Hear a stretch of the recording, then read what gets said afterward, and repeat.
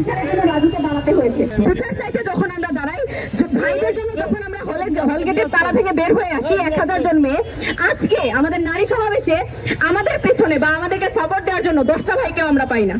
হয়তো ক্ষমতা পালা বদল হয়েছে, কিন্তু পালা বদলের পরেও আমরা যদি বলি যে এখানকার আমূল যে পরিবর্তন, সেই পরিবর্তন কিন্তু হয়নি। যেখানে সবচেয়ে বড় পরিবর্তন আমি মনে করি এখানে মিডিয়াদের হওয়ার কথা ছিল, কিন্তু সেটা দুঃখজনক। এখন আমাদের দেখতে হয় মিডিয়ার কোনো পরিবর্তন হয়নি। এবং আমরা দেখছি যে আপনাদের কাছে পর্যাপ্ত ফুটেজ আছে, তখন আপনারাও চাপে ছিলেন, আমরা বলতে পারি, এটা আমরা অস্বীকার করছি না। কিন্তু তারপরেও আপনারা কেন এখনো এটা নিয়ে কথা বলছেন না? কেন আমাদের এখনো নারীদের এই রাজু ভাস্কর্যের এখানে দাঁড়িয়ে আমাদের বলতে হচ্ছে যে 15 জুলাই এবং জুলাইয়ের মাসে যে নারীদের উপর ন্যাক্কারজনক হামলা করেছে যুবলীগ, ছাত্রলীগ সহ পুলিশ লীগ, তাহলে তাদের বিরুদ্ধে কেন এখনো মামলা দায়ের করা হচ্ছে না? তাদের বিরুদ্ধে কেন এখন অ্যাকশন নেওয়া হচ্ছে না? রোকেয়া হল এবং সেই ইএম কলেজে এবং সেই আমাদের ভিতরে চত্বরে মেয়েদেরকে ফেলে যারা পিটিয়েছে তাদের বিচারের আওতায় আনুন। 5ই আগস্টের গণঅভ্যুত্থানের পরে আজ প্রায় 2 মাস হয়ে যাচ্ছে। এখন আমাদের নারীদেরকে তাদের উপর নির্যাতনকারীদের বিচারের দাবিতে এখনো রাজপথে নামতে হচ্ছে। তাহলে আমরা দেশকে কি স্বাধীন করলাম?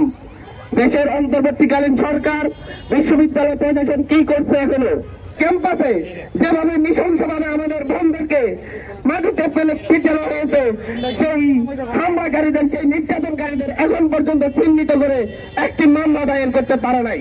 তাদেরকে আমরা বলবো সন্ত্রাসীদেরকে চিহ্নিত করুন, যারা হামলার সাথে জড়িত, যারা সেদিন লাঠিসোঁটা নিয়ে এই ক্যাম্পাসে আমাদের বন্ধুর উপর হামলা করেছে, তাদের সাথে আমরা কেউ ক্লাস করতে প্রস্তুত না। প্রত্যেকটা বিষয় ক্যামেরায় আছে। একটা কমিশন গঠন করে অবিলম্বে নারী নির্যাতনকারীদের, এই জুলাই বিপ্লবে যারা নারী নির্যাতনের সাথে জড়িত, তাদেরকে চিহ্নিত করে অবিলম্বে বিচারের আওতায় আনতে হবে।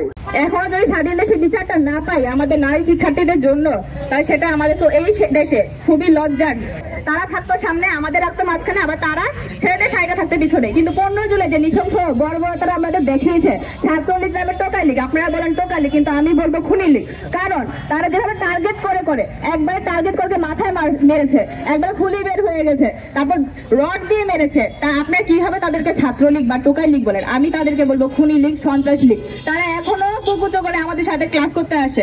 আমরা স্বাধীনতা এনেছি, কিন্তু আমরা থেকে চুপ করে, কিন্তু তারা খুবই বুক টান টান করে ক্লাসের মধ্যে আসে। আমাদের যে প্রোটেকশন দিয়েছিল আমাদের নারী শিক্ষকরা, তারাও যখন আমাদের সাথে কাজ করতে এসেছিল, তারাও যখন আমাদেরকে রক্ষা করতে এসেছিল, সেই নারী শিক্ষকদের উপর হামলা করে সেটা কি আমরা ভুলে গেছি?